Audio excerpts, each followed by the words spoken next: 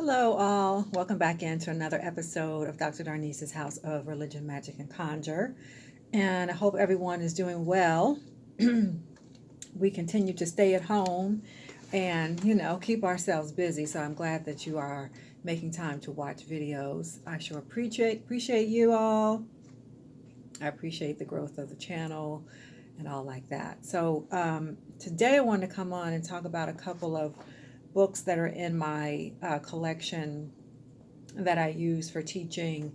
Because I was revisiting something, and since we had Dr. Salim Faraji on and did an interview with him, he really reminded me of something, and so I went back and looked at it. Excuse me, y'all.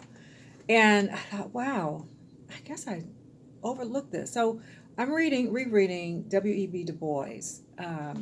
This particular book is called Du Bois on Religion. And it's a slim volume, and it's really a compilation of some things that he did, that he wrote about religion.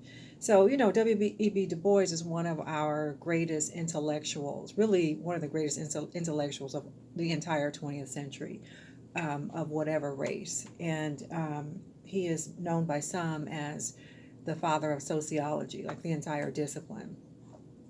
Dr. Du Bois had many degrees, bachelor's degrees, master's, PhD, the first African American to get a PhD from Harvard. So, and he's the one who also gave us the idea that the color line is the main problem of the 20th century. And so here we are in the 21st century, and the color line is still the main problem. Anyway, what I was going over, what Dr. Salim Faraji reminded us, is that Du Bois noted something about Black religion, Negro religion, as he called it. And he said that it's all voodooism.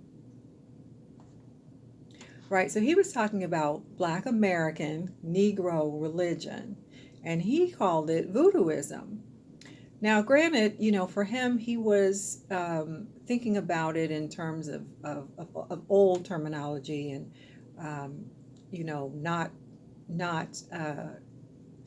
not in the highest way, I will say. But what's interesting is that here is this well-educated man and sociologist for whom it was clear that what we were seeing in early African American religion was the remnants of Africa. And he was saying, throughout, the 20s and the 30s, also, and well past, so let's just say into the middle of the 20th century, he was still commenting on Black religion, Negro religion, and saying this comes from Africa, and you can still see that this is African religion. And he used voodooism as a term to refer to that African religion. So as I said, and some people like to see exactly what I'm reading. So this is Du Bois on Religion, once again, edited by Phil Zuckerman, if you want to get that. And yes, I am still planning on doing the course, y'all. I'm planning on doing it in May. I've had to do some things for my university course and make that into an online course and stuff. So I got a little bit, busy with that. But I do plan for us to have our course in African American religion starting maybe mid-May. So keep that in mind. And so I will refer you to these books once again. But I wanted to read something from this that really, I've put my readers on because, I'm not 25. In case you thought I was 25, I'm not. And the glasses always give it away. But I wanted to read something to help us see Du Bois's point here and why. Well, let me just read it. The vast power of the priest in the African state has already been noted. His realm alone, the province of religion and medicine, remained largely unaffected by the plantation system in many important particulars. The Negro priest, therefore, early became an important figure on the plantation and found his function as the interpreter of the supernatural, the comforter of the sorrowing, and as the one who expressed rudely but picturesquely the longing and disappointment and resentment of a stolen people. From such beginnings arose and spread with marvelous rapidity the Negro Church, the first distinctively Negro American social institution. It was not at first by any means a Christian church. Let me read that section. It was not at first by any means a Christian church, but a mere adaptation of those heathen rites which we roughly designate by the term obey worship or voodooism. Association and missionary effort soon gave these rites a veneer of Christianity, and gradually, after 2 centuries, the church became Christian with a simple Calvinistic creed, but with many of the old customs still clinging to the services. So again, I said he's still referring to voodooism as heathen and in more traditional Western ways, because of course he was a man of Western education. But now we've reclaimed voodooism and understanding that voodoo is truly African religion. It's true African religion, at least for Dahomey, Benin, certain region of Africa, right? But from his point of view, he's just almost using the term voodooism interchangeably with the word and the concept of African religion.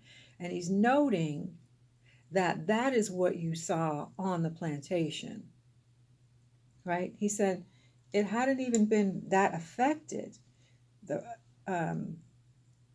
The province of religion and medicine remained largely unaffected by the plantation system in many important particulars, right? And the medicine, right? So we talk about hoodoo and conjure. Hoodoo is really the spiritual system outside of the religion. And people went and continue to go to the hoodoo practitioner for herbs and medicinal healing, let's say, root work. So here is W.E.B. Du Bois telling us, it was really obey worship. And even the missionaries had a hard time covering it up. It was only a veneer of Christianity, right? And then as time passed on, the Christianizing really started to be notable. But he says, but the old customs still cling to the services, right? So sometimes we can forget that some of this work's already been done. And it just goes to show how little or poorly educated we have been as American Black people, right? This is already been documented, 100 years ago by Du Bois. And many of us, just coming to the realization, we brought our African religion with us. We were not blank slates, and we were not heathens, right? Now we can say, that idea of a heathen, that's Westerners doing that to our culture and our religion, right? So I'm just, what can I say? Interested once again, and as I said, Dr. Celine Farji mentioned that to me in the interview, and I said, that's right, Du Bois called it voodoo. And whereas he meant it in somewhat of a pejorative way, we know that it's not pejorative, it's not a negative. Now, I want to share with you another book, Slave Religion. I've shown you this one before, because it's a classic, y'all. Slave Religion by Albert Roberteau. And the subtitle is The Invisible Institution in the Antebellum South, because it's about the ways that African Americans on the plantations maintained Africanisms in their religious practices under the noses of their plantation owners and generally white people. So it was invisible. That's why he's calling it the invisible institution. Slave religion is different from the Christianity of the white people, of their area. The white people who gave them Christianity. The slave religion is different from what they were doing. Black people's religion was different from what the white people were doing. Even though from the outside, the veneer, Du Bois says, Even from the outside, it looked like they were speaking the same language, but African people and African American people, American Negro, whatever, had another understanding about this thing called Christianity, and were bringing the African gods with us and infusing it into the Christianity we were being given at that time. So, for example, the first chapter of this book is called The African Diaspora. And in it, he talks about the different African ethnic groups, the Wolof, the Serer, the Mandinka, the Bambara, the Fulani, the Hausa, some of whom were Muslim. But he's talking about the different ethnic groups that were brought and how and where they landed, you know, in this new world, in this southern United States, and how they, what kind of cultures they would have been bringing from there. Chapter 2 is called The Death of the Gods. And by death of the gods, he means a process by which African people were began to feel like, how has slavery happened to us? How has slavery happened to us? Have our gods failed? But then realizing, no, they haven't failed. We just have to reclaim them here in this foreign land. And in reclaiming them and in creating new African American traditions, we get the birth of something like hoodoo or conjure, right? So in this second chapter, Death of the Gods, Rabbito, the author here, is talking about folk belief from voodoo to conjuring, right? I don't know if you can see that, if that's going to show up for you backwards, right?